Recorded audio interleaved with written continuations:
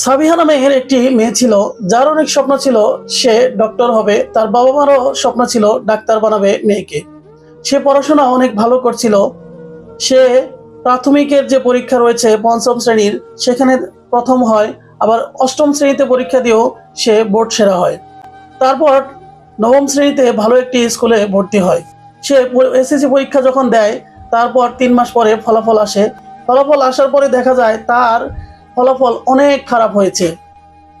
ফলাফল দেখে সে কান্নায় ভেঙে পড়ে।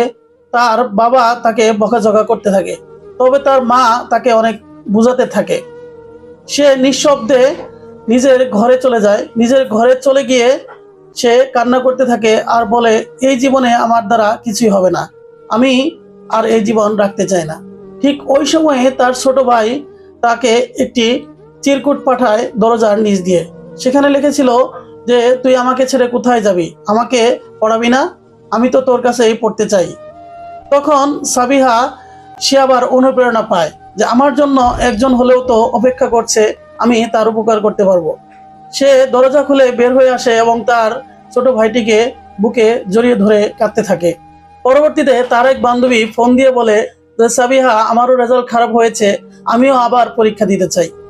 তখন দুইজনে নতুন উদ্যমে পড়াশোনা শুরু করে। পড়াশোনা শুরু করার পর প্রতি বছরে তারা এসএসসি পরীক্ষায় গোল্ডেন এ প্লাস পায়।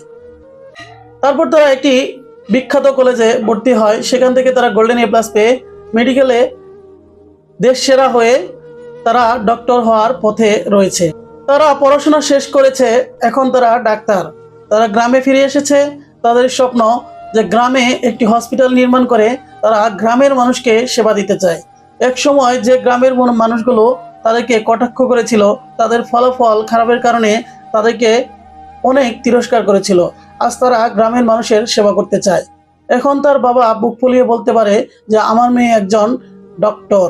এই ফলাফলের কারণেই আমরা যেন আমাদের নিজের জীবনের ক্ষতি না করি।